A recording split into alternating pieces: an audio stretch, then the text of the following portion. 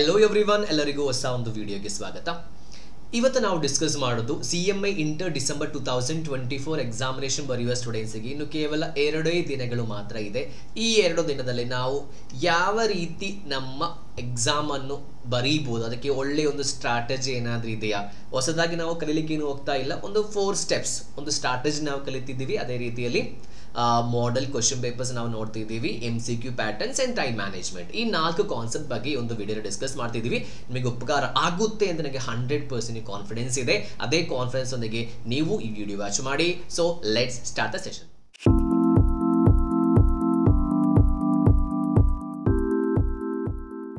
First content ಅಂತ ಹೇಳೋದು we have to go to the chapter wise weightage. ಇದರಲ್ಲಿ ನಾವು ಎಲ್ಲ ಚಾಪ್ಟರ್ಸ್ ಇನ್ನು ಕಲಿಬೇಕು. ನಮಗೆ 48 ಅವರ್ಸ್ ಮಾತ್ರ ಇದೆ.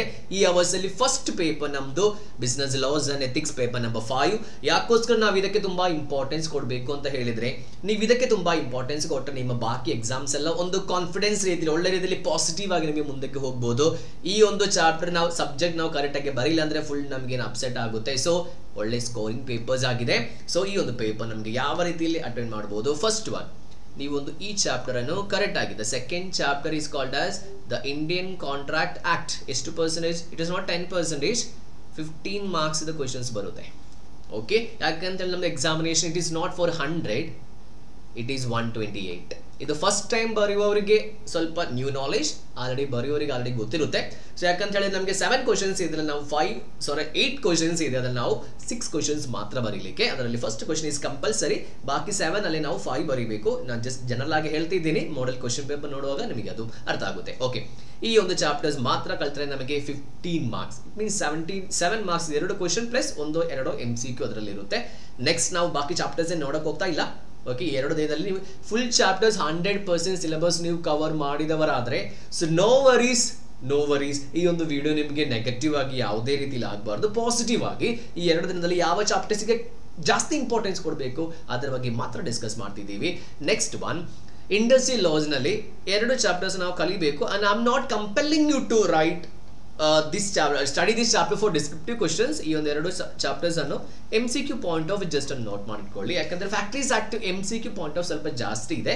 ಸೊ ನಾನು ಈ ಒಂದು ವಿಡಿಯೋ ಮಾಡೋದು especially for if you are planning to score 60-65 marks ಮಾತ್ರ. If you intending score 90 plus ಆದರೆ ಈ ವಿಡಿಯೋ ನಿಮಗೆ ಕರೆಕ್ಟಾಗಿ ಯೂಸ್ಫುಲ್ ಆಗಲ್ಲ. 40 ಪಾಸ್ 65 ಆ ಒಂದು ರೇಂಜ್ 70 ರೇಂಜ್ ನಿಮಗೆ ಸಿಗಬೇಕಾದ್ರೆ ಈ ವಿಡಿಯೋ ನಿಮಗೆ ಖಂಡಿತ ನಿಮಗೆ ಉಪಕಾರ ಆಗುತ್ತೆ. ಸರ್, ಇಲ್ಲಿ 11th chapter I am not compelling you to study, ನಮ್ದು ಸ್ಟ್ರಾಟಜಿ ಬೇರೆ ರೀತಿಯಲ್ಲಿ ಬರುತ್ತೆ. ನೆಕ್ಸ್ಟ್ 12th ಚಾಪ್ಟರ್ ನಮ್ಗೆ ಗೊತ್ತಿದೆ ಕಂಪನೀಸ್ ಆಕ್ಟ್. ಈ ಕಂಪನೀಸ್ ಆಕ್ಟ್ 40% ಇದೆ, ಎಕ್ಸಾಕ್ಟ್ ಅದೇ ರೀತಿಯಲ್ಲಿ ಬರುತ್ತೆ. ನಮಗೆ 2 ರೀತಿಯಲ್ಲಿ ಡಿವೈಡ್ ಆಗುತ್ತೆ. ಜನರಲ್ ಆಗಿ ಫಸ್ಟ್ ಪಾರ್ಟ್ ನಮಗೆ ಇದೆ, ಸೆಕೆಂಡ್ ಆಗಿ ನಮಗೆ ಯಾವ ಪಾರ್ಟ್ ಇದೆ, ಡೈರೆಕ್ಟರ್ಸ್ ಎಂಬ ಪಾರ್ಟ್ ಇದೆ. ನೀವು ಕ್ವಶನ್ ಪೇಪರ್ ನೋಡೋ ನಿಮ್ಗೆ ಅರ್ಥ ಆಗುತ್ತೆ. ಡೈರೆಕ್ಟರ್ಸ್ ಅಂತ ಹೇಳೋದು 2 ಕ್ವಶನ್ಸ್ ಕಂಪಲ್ಸರಿ ಕೇಳ್ತಾರೆ. It is means 14 marks. ಆದರೆ ಕೆಲವು ಟೈಮಲ್ಲಿ 14 + 14 28 ಮಾರ್ಕ್ಸ್. ಕೇವಲ ಇದು 13 ಪೇಜಸ್ ಅಷ್ಟೇನೋ ಇದೆ. 13 ಪೇಜಸ್ ಇಂದ ಅವರು 28 ಮಾರ್ಕ್ಸಿನ ಕ್ವಶನ್ಸ್ ಕೇಳ್ತಾರೆ. ಯಾಕಂತ ಹೇಳಿದ್ರೆ ಬಾಕಿ ನಮಗೆ ಒಂದು 80 ಪೇಜಸ್ ಇದೆ. ಅದು 2 ದಿನದಲ್ಲಿ ಕವರ್ ಮಾಡೋದು it is very difficult task. ನೀವು ಇವತ್ತು ಸ್ಟಾರ್ಟ್ ಮಾಡಿದ್ರು ಯು ಕ್ಯಾನ್ ಕ್ಲಿಯರ್. 2 ದಿನದಲ್ಲಿ ಕ್ಲಿಯರ್ ಮಾಡ್ಬೋದು. ನಾನು ಆ ಥರ ಒಂದು ಫೈನಲ್ ಹೋಪ್ ಕೊಡೋದಲ್ಲ. ಯಾವುದೇ ನಾಲೆಜ್ ಇಲ್ಲ ಇವತ್ತು ಸ್ಟಾರ್ಟ್ ಮಾಡಿದ್ರೆ ಅಂತ ಎಲ್ಲ, ಸ್ಟ್ರಾಟಜಿ ಕರೆಕ್ಟ್ ಆಗಿ ಅಪ್ಲೈ ಮಾಡಿದ್ರೆ you can. Next one, ethics 15 marks. Correct 15 marks follow ಮಾಡಿದ್ದಾರೆ. 7 ಮಾರ್ಕ್ಸಿನ 2 ಕ್ವಶನ್ಸ್ ಬರುತ್ತೆ, ಒಂದು MCQ questions. Total 15 marks questions ಬರುತ್ತೆ. ಇಲ್ಲಿ business ethics and emotional intelligence 2 chapters ಇದೆ. ಬಿಸ್ನೆಸ್ ಎಥಿಕ್ಸ್ ಅಂತ ಹೇಳೋದಕ್ಕೆ 50% ಇಂಪಾರ್ಟೆನ್ಸ್ ಇದೆ, ಇಮೋಷನಲ್ ಇಂಟೆಲಿಜೆನ್ಸ್ 50%. ಇದರಲ್ಲಿ ಒಂದೇ ಒಂದು ಕ್ವಶನ್ಸ್ ಬರುತ್ತೆ, right and not on emotional intelligence. ಒಂದು 1.5 ಪೇಜ್ ಮಾತ್ರ ಇದೆ, ಜನರಲ್ ಆಗಿ ಬರೀಬಹುದು. ಇಲ್ಲಿ ನಿಮಗೆ ಪ್ರೊವಿಷನ್ಸ್ ಇಲ್ಲ. It means it is not an act, it is explanation. It is unwritten and unwritten law ಆದ ಕಾರಣ ನಿಮಗೆ ಏನು ಮಾಡ್ಬೋದು, ಜನರಲ್ ಆಗಿ ನಿಮ್ಮ ನಾಲೆಜ್ ಅಲ್ಲಿ ಇರುವ ಕೆಲವೊಂದು ಕಾನ್ಸೆಪ್ಟ್ ನಿಮಗೆ ಬರೀಬಹುದು. So this the first content. ನಾವು ಯಾವುದೆಲ್ಲ ಚಾಪ್ಟರ್ಸ್ ಕಲಿಬೇಕು ಜಸ್ಟ್ ನೋಡುವ. First chapter and 7, 8, 12 and 13. 12 ನಲ್ಲಿ ಮೇನ್ ಆಗಿ ಪಾರ್ಟ್ ನಂಬರ್ 2 ಏನೋ ನಾವು ಕಲಿಬೇಕು. This is the first one. Second one, model question paper ನಮಗೆ ನೋಡುವ. ಮಾಡೆಲ್ ಕ್ವಶನ್ ಪೇಪರ್ ನಿಮಗೆ ಆನ್ಲೈನಲ್ಲಿ ಅವೈಲೇಬಲ್ ಇದೆ. CMA ವೆಬ್ಸೈಟ್ ಅಲ್ಲಿ ನಿಮಗೆ ಇದೆ. CMA model question paper for December 2024 ಅಂತ ಸರ್ಚ್ ಮಾಡುವಾಗ ನಿಮಗೆ ಸಜೆಸ್ಟೆಡ್ ಆನ್ಸರ್ಸ್ ಬೇರೆ ಇದೆ. ಇದು ಮಾಡೆಲ್ ಯಾವ ತರ ಬರುತ್ತೆ, ಕ್ವಶನ್ ಪೇಪರ್ಸ್ ಪ್ಯಾಟರ್ನ್ ಯಾವ ತರ, ಈ ಪ್ಯಾಟರ್ನ್ ಅಲ್ಲಿ ಬಂದ ಕ್ವಶನ್ಸ್ ಸೆಲೆಕ್ಟ್ ಮಾಡಲಿಕ್ಕೆ ಚಾನ್ಸಸ್ ಇದೆ. ಜಸ್ಟ್ ನಾವು ಇದೇ ಕ್ವಶನ್ಸ್ ಕೇಳ್ತಾರೆ ಅಂತ ಹೇಳಿ ಇದೇ ಮಾತ್ರ ಕಲಿಯೋದಲ್ಲ, ಬೇರೆ ಕ್ವಶನ್ಸ್ ಕಲಿಬೇಕು. But this is also important. Okay, ಹೊಸದಾಗಿ ಬರೆಯುವವರಿಗೂ ಆಲ್ರೆಡಿ ಬರೆದವರಿಗೂ ಸರಿಯಾಗಿ ಗೊತ್ತಿಲ್ಲ ಅಂದರೆ ಜಸ್ಟ್ ಇಲ್ಲ ನೋಡಿ. Business loss and ethics syllabus 2000 December 2024 ಯಾವ ಟರ್ಮಿಗೆ ಅಂತ ಕರೆಕ್ಟಾಗಿ ಕೊಟ್ಟಿದ್ದಾರೆ. ಫಸ್ಟ್ ನಮ್ಮದು ಸೆಕ್ಷನ್ ನಂಬರ್ 8 ಇಸ್ MCQ ಇದೆ. ಒಂದು ಕ್ವೆಶನ್ಗೆ 2 ಮಾರ್ಕ್. ನಮಗೆ ಪಾಸಿಂಗ್ ಮಾರ್ಕ್ ಎಷ್ಟು 40 ಮಾರ್ಕ್ಸ್. ಕರೆಕ್ಟ್ ಅಲ್ವಾ? ಕರೆಕ್ಟಾಗಿ ನಾವು ಬರೆದ್ರೆ 15 ನಿಮಿಷದಲ್ಲಿ ನಮಗೆ 30 ಮಾರ್ಕ್ಸ್ ಸಿಗಬಹುದು. ಟೋಟಲ್ 3 ಅವರ್ಸ್ ಅಲ್ಲಿ ಓಕೆ ನೀವು 1 ಅವರ್ ಈ 15 ಕ್ವೆಶನ್ಗೆ ಕೊಟ್ಟು ಯಾವುದೇ ತಪ್ಪಿಲ್ಲ. ಯಾಕಂತ ಹೇಳಿದರೆ 30 ಮಾರ್ಕ್ಸ್ ಅಲ್ಲೇ ನಿಮಗೆ ಬಂತು. 30 ಮಾರ್ಕ್ಸ್ ಬಿಟ್ಟು ನಿಮಗೆ ಒಂದು 20 ಮಾರ್ಕ್ಸ್ ಸಿಗುತ್ತಾ? ಈ MCQ ನಮಗೆ ಥರ್ಡ್ ನಂದು ಕಂಟೆಂಟ್, ಅದು ನಾನು ಥರ್ಡ್ ಕಂಟೆಂಟನ್ನು ಸೆಕೆಂಡ್ ಕಂಟೆಂಟ್ ಒಂದಿಗೆ ಮಿಕ್ಸ್ ಮಾಡ್ತಾ ಇದ್ದೀನಿ. MCQ ನಾವು ಬರೆಯುವಾಗ ಸ್ವಲ್ಪ ಡಿಫ್ರೆಂಟ್ ಟೈಪ್ ನಾವು ಬರಿತೀವಿ. ಫಸ್ಟ್ ನೀವು ನಿಮಗೆ 100% ಗೊತ್ತಿರುವ ಕ್ವೆಶನ್ಗೆ ಮಾತ್ರ ಆನ್ಸರ್ ಬರೀಬೇಕು. ಸೆಕೆಂಡ್ ಒನ್ ನಿಮಗೆ 50% ಇಂದ 99% ನಿಮಗೆ ಗೊತ್ತಿರುವ ಎಲ್ಲ ವಿಷಯಗಳು ಬರೀಬೋದು. Third one less than 50%. It means ನಿಮಗೆ ಕ್ವೆಶನ್ ಪೇಪರ್ ಕೈಯಲ್ಲಿ ಸಿಕ್ಕಿದ ತಕ್ಷಣ ನೀವು 15 ಕ್ವೆಶನ್ಸನ್ನು ಓದಿ ನಿಮಗೆ ಒಂದೇ ನೋಟದಲ್ಲಿ ಯಾವುದಕ್ಕೆಲ್ಲ ಆನ್ಸರ್ ಸಿಗುತ್ತಾ ಅದಕ್ಕೆ ಮಾತ್ರ ಆನ್ಸರ್ ಬರೀರಿ. ಇನ್ನು ಮತ್ತೊಮ್ಮೆ ಕ್ವೆಶನ್ಸ್ ಸ್ಟಾರ್ಟ್ ಮಾಡಿ ನೀವು ಬಿಟ್ಟ ಕ್ವೆಶನ್ಸ್ ಎಲ್ಲ ನೋಡಿ ಅದರಲ್ಲಿ ನಿಮಗೆ 100% ಗೊತ್ತಿಲ್ಲ, ಸ್ವಲ್ಪ ನಾನು ಚಿಂತೆ ಮಾಡಿದ್ರೆ ನನಗೆ ಸಿಗುತ್ತಾ ಅಂತ ಹೇಳಿದರೆ ಅದಕ್ಕೆ ಅಟೆಂಪ್ಟ್ ಮಾಡಿ. ಲೆಸ್ ದ್ಯಾನ್ 50% ಒಂದಾ ನಿಮಗೆ ಈಗ ಬರೀಬೋದು ಅಥವಾ ನಿಮಗೆ ಟೈಮ್ ನಿಮಗೆ ಮುಂದೆ ಇಡಬಹುದು. ಲಾಸ್ಟ್ ನಿಮಗೆ ಒಂದು 10 to 15 ಮಿನಿಟ್ಸ್ ಬಂದು ನಿಮಗೆ ಅದನ್ನು ವರ್ಕೌಟ್ ಮಾಡ್ಬೋದು. ಇಟ್ ಮೀನ್ಸ್ ಫಸ್ಟ್ ಸೆಕೆಂಡ್ ಸ್ಟೆಪ್ಪಲ್ಲಿ ನಮಗೆ ಅಟ್ಲೀಸ್ಟ್ ಒಂದು 20 ಮಾರ್ಕ್ಸ್ ಅದು ನಮಗೆ ಸಿಗ್ಬೋದು. ಸರಿ, ಯಾವ ಥರ MCQ ಕಲಿಇದೆ ಸರ್? ಇಷ್ಟು ಕ್ವಶನ್ಸ್ ಮಾತ್ರ ಕಲಿತರೆ ನಿಮಗೆ 2 ಆಪ್ಷನ್ಸ್ ಇದೆ. ಫಸ್ಟ್ ಅಂತ ಹೇಳೋದು ಫಸ್ಟ್ ಆಪ್ಷನ್, ಸೆಕೆಂಡ್ ಆಪ್ಷನ್ ನಿಮಗೆ ಯೂಸ್ ಮಾಡ್ಬೋದು. ಫಸ್ಟ್ ಅಂತ ಹೇಳೋದು ಪ್ರೀವಿಯಸ್ ಇಯರ್ ಕ್ವಶನ್ ಪೇಪರ್ಸ್ನ ಕ್ವಶನ್ಸ್ ಮಾತ್ರ ನೋಡೋದು MCQ. ಸೆಕೆಂಡ್ ಒನ್ ಅಂತ ಹೇಳೋದು ನಿಮ್ಮದು ಮೆಟೀರಿಯಲ್ನ ಚಾಪ್ಟರ್ ವೈಸ್ ಹಿಂದ್ಗಡೆ ಅವರೇ MCQ ಕೊಟ್ಟಿದ್ದಾರೆ, ಅಲ್ಲಿಂದ ಮಾತ್ರ ಸೆಲೆಕ್ಟ್ ಮಾಡ್ತಾರೆ. ಇದು ಮಾತ್ರ ಕೆಲವೊಂದು ಕ್ವಶನ್ಸಿನ ಆನ್ಸರ್ ತಪ್ಪಾಗಿ ಕೊಟ್ಟಿದ್ದಾರೆ, ಅದೊಂದು ಕರೆಕ್ಟ್ ಮಾಡಿ. ಓಕೆ, ದಿಸ್ ಇಸ್ ಎಪೋರ್ಟ್ ದ MCQ. ನೆಕ್ಸ್ಟ್ ಒನ್ ಅಂತ ಹೇಳೋದು ನಾವು descriptive type of questions. Descriptive type of questions ಅಲ್ಲಿ ನಿಮಗೆ 7 ಕ್ವಶನ್ಸ್ ಬರುತ್ತೆ. 7 ಕ್ವಶನ್ಸ್ ಅಂತ ಹೇಳೋದು 2AB ಬರುತ್ತೆ, 3AB ಬರುತ್ತೆ. 7 ಕ್ವಶನ್ಸ್ ಇದ್ರೊಳಗೆ this is 1 question and this is 1 question. Each sub ಕ್ವಶನ್ಗೆ 7 ಮಾರ್ಕ್ಸ್ ಸಿಗುತ್ತೆ. 7 ಮಾರ್ಕ್ಸ್. ಸೊ ಟೋಟಲ್ ಒಂದು ಕ್ವಶನ್ಗೆ 14 ಮಾರ್ಕ್ಸ್ ಬರುತ್ತೆ. 3 ಮಾರ್ಕ್ಸ್ 2 ಮಾರ್ಕ್ಸ್ ಆ ಥರ ಎಲ್ಲ ಸಬ್ ಡಿವಿಷನ್ ಆಗಲ್ಲ. This is about their pattern, so they are not going to change. ಯಾಕಂದ್ರೆ ಮಾಡಲಲ್ಲಿ ಆ ಥರ ಇದೆ. ಇಲ್ಲಿ ನಿಮಗೆ 2A ಅಲ್ಲಿ ಬರೆದು 3Bನ ಒಂದು ಕ್ವಶನ್ಸ್ ಬರೆದರೆ ಅದು ಒಂದು ಕ್ವಶನ್ ಆಗಲ್ಲ.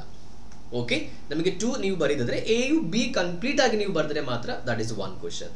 ಬರಿಬಾರ್ದು ಅಂತ ಅಲ್ಲ, ನೀವು 2A ಮಾತ್ರ ನಿಮ್ಗೆ ಗೊತ್ತಿದೆ, 2B ಗೊತ್ತಿಲ್ಲ, 3ನ B ಗೊತ್ತಿದೆ, 3A ಗೊತ್ತಿಲ್ಲ, you can write, no worries. ಆದರೆ ಅದು ಒಂದು ಕ್ವಶನ್ ಆಗಿ ಕನ್ಸಿಡರ್ ಮಾಡ್ತಾರೆ. ಸೊ ನೀವೀಗ 2 ಕ್ವಶನ್ ಬರೆದಿದ್ದೀರಾ. ಓಕೆ, ಸೊ 7 ಕ್ವಶನ್ಸ್ ಅಲ್ಲಿ 5 ಕ್ವಶನ್ಸ್ ಮಾತ್ರ ಬರೀರಿ. ತುಂಬಾ ಬರ್ದು ನೀವು ಹೋಗಬೇಡಿ. ನಾನು ಕ್ವಶನ್ ಡಿಸ್ಕಸ್ ಮಾಡ್ತಾ ಇಲ್ಲ, ಜಸ್ಟ್ ಅದನ್ನು ನೋಡ್ತಾ ಇದ್ದೀನಿ. ನೋಡಿ, ನಮಗೆ ಇಂಡಿಯನ್ ಕಾಂಟ್ರಾಕ್ಟ್ ಆಕ್ಟ್ನ 2 ಕ್ವಶನ್ಸ್ ಬಂದಿದೆ. ಕರೆಕ್ಟ್ ಅಲ್ಲ? It is 14 marks. Okay, so 14 marks ಆಯಿತು. ಸರ್ 14 ಮಾರ್ಕ್ಸು ಸಿಗುತ್ತಾ? 10 ಮಾರ್ಕ್ಸ್ ಸಾಕಲ್ಲ. 30 ಮಾರ್ಕ್ಸ್ ಅಲ್ಲಿ MCQ ನಮಗೆ ಸಿಕ್ಕಿತ್ತು. ಓಕೆ, ನೆಕ್ಸ್ಟ್ ದಿಸ್ ಇಸ್ ಇದು ಆಪ್ಷನಲ್, ನಾನು ಕಂಪಲ್ ಮಾಡ್ತಾ ಇಲ್ಲ. ಯಾಕಂತ ಹೇಳಿದ್ರೆ LLP ಆ ಥರ ತುಂಬ ದೊಡ್ಡ ಚಾಪ್ಟರ್ಸ್ ಇದೆ, ಒಂದೇ ಕ್ವಶನ್ಸ್ ಮಾತ್ರ ಕೇಳ್ತಾರೆ.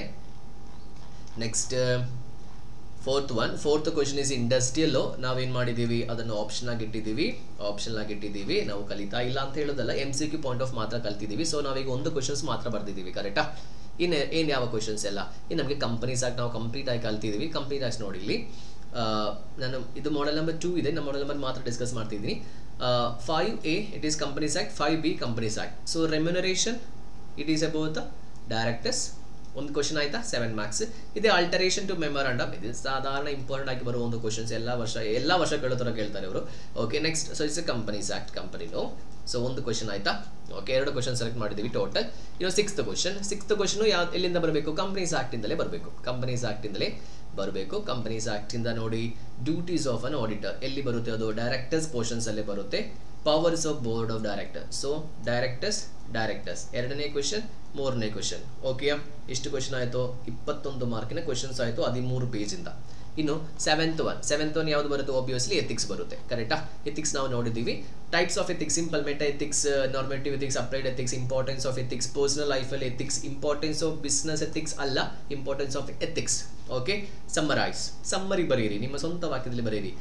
ನಿಮ್ಮದು CMA ಬಗ್ಗೆ ಬರೀರಿ, ಪ್ರೊಫೆಷನಲ್ ಅಕೌಂಟ್ಸ್ ಕೊಟ್ಟಿದ್ದಾರಲ್ಲ, ಸ್ವಲ್ಪ ವ್ಯಾಲ್ಯೂಸ್ ಆ್ಯಂಡ್ ಆಟಿಟ್ಯೂಡ್ಸ್ ಅಂತ ಹೇಳಿ. So write about that. So ಇಲ್ಲಿ ನಮಗೇನು ಎಥಿಕ್ಸಿಂದ ಬಂದಿದೆ 14 ಮಾರ್ಕ್ಸ್ ಇದೆ, ಪ್ಲಸ್ ಒಂದು MCQ ಬರುತ್ತೆ 15 ಮಾರ್ಕ್ಸ್. ಇನ್ನು ಬರೋದು 8th ಕ್ವಶನ್. 8th ಕ್ವಶನ್ ಯಾರೂ ಬರೆಯಲ್ಲ, ಯಾಕಂತ ಹೇಳಿದ್ರೆ ಸರ್ ಅದು applied type of questions, application type of questions ಅಂತ ಹೇಳಿದ್ರೆ ನಾವು ಪ್ರೊವಿಷನ್ಸ್ ಅಪ್ಲೈ ಮಾಡಬೇಕು, ಇಲ್ಲಾಂದ್ರೆ ಸುಮ್ಮನೆ ಸಿಗಲ್ಲ. ಸೊ ಈ ಪ್ರೊವಿಷನ್ಸ್ ಅಪ್ಲೈ ಮಾಡೋದು ಅಂತ ಹೇಳಿದ್ರೆ ಕ್ವಶನ್ ಸ್ವಲ್ಪ ಡಿಫಿಕಲ್ಟಿ ಬರುತ್ತೆ. ಡಿಫಿಕಲ್ಟ್ ಅಂತ ಹೇಳಿದ್ರೆ ಒಂದು ಸಲ ನೀವು ಓದಿದ್ರೆ ನಿಮಗೆ ಅರ್ಥ ಆಗುತ್ತೆ. ನೀವು ಇಷ್ಟು ದೊಡ್ಡ ಟ್ಯಾಕ್ಸೇಷನ್ ಮತ್ತೆ ಅಕೌಂಟ್ಸ್ ಎಲ್ಲ ಬರೀತಿರಲ್ಲ, ಅದು ವಾಟ್ ಈಸ್ ಯುವರ್ ನೇಮ್ ಅಂತ ಕೇಳ್ತಾರಾ? ಇಲ್ಲ, ಒಂದು ಕೇಸ್ ಲೋ ಕೊಟ್ಟು ನೀವು ಅದನ್ನು ಡಿಕೋಡ್ ಮಾಡ್ತೀರಾ, ಕರೆಕ್ಟ್ ಅಲ್ಲ? ಇದನ್ನು ಡಿಕೋಡ್ ಮಾಡಿದ್ರೆ ಲಾಭ ಏನು ಗೊತ್ತಾ? ಒಂದನೇ ಕ್ವಶನ್ ನೋಡಿ, ಇದರ ಆನ್ಸರ್ ನೋಡಿ ಎಷ್ಟಿದೆ ಅಂತೇಳಿ.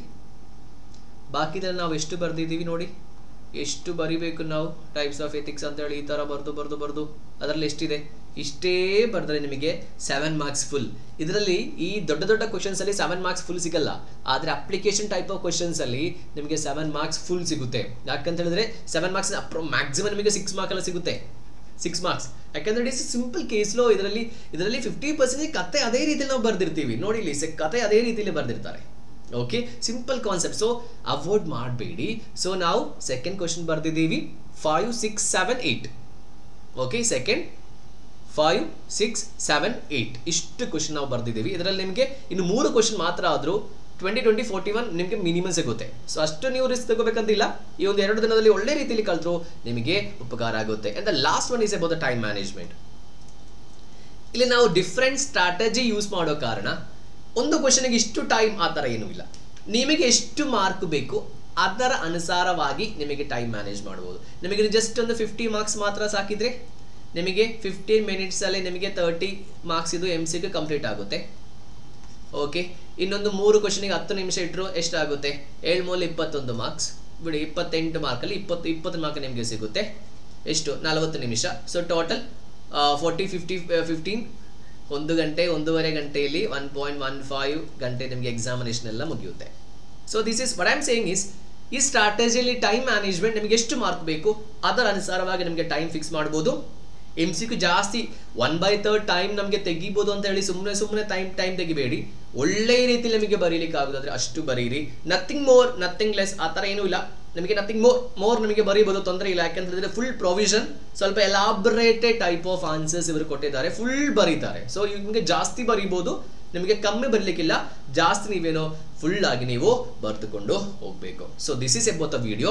ನಿಮಗೆ ಯಾರಾದರೂ ಫ್ರೆಂಡ್ಸ್ ಈ ಒಂದು ಕೋರ್ಸ್ ಮಾಡ್ತಾ ಇದ್ರೆ ಏನು ಮಾಡಬೇಕು ಅಂತ ಟೆನ್ಷನ್ ಆಗಿದ್ರೆ ಅವರಿಗೆ ಒಂದು ವಿಡಿಯೋ ನೀವು ಕಳಿಸಿಕೊಡಿ. ಈ ಸ್ಟ್ರಾಟಜಿ ನೀವು ಆಲ್ರೆಡಿ ಫಾಲೋ ಮಾಡಿ ನಿಮಗೆ ಸಕ್ಸಸ್ ಆಗಿದಾ, ನಿಮಗೆ ವರ್ಕೌಟ್ ಆಗಿದಾ ಇಲ್ಲ ಅಂತ ಕಮೆಂಟ್ ಮಾಡಿ. ಆಲ್ರೆಡಿ ಬರೆದವರು ಹೊಸ ಸ್ಟೂಡೆಂಟ್ಸ್ಗೆ ಈ ಒಂದು ಸ್ಟ್ರಾಟಜಿ ಇಷ್ಟ ಆದರೆ ನೀವು ಕಮೆಂಟ್ ಬಾಕ್ಸಲ್ಲಿ ಕಮೆಂಟ್ ಮಾಡಿ. ನಿಮ್ಮ ಕಮೆಂಟ್ ಅನುಸಾರವಾಗಿ ನಾವು ಮುಂದಿನದಾಗಿ ಒಳ್ಳೆ ವಿಡಿಯೋಸ್ ತುಂಬ ನಾವು ಮಾಡ್ತಿದ್ದೀವಿ. ಸೊ ನಿಮ್ಮ ಸಪೋರ್ಟ್ ನಮ್ಮ ಡೆವಲಪ್ಮೆಂಟ್ಗೆ ಭಾರಿ ಇಂಪಾರ್ಟೆಂಟ್ ಆಗಿದೆ. So will see you again in the next video. Thank you.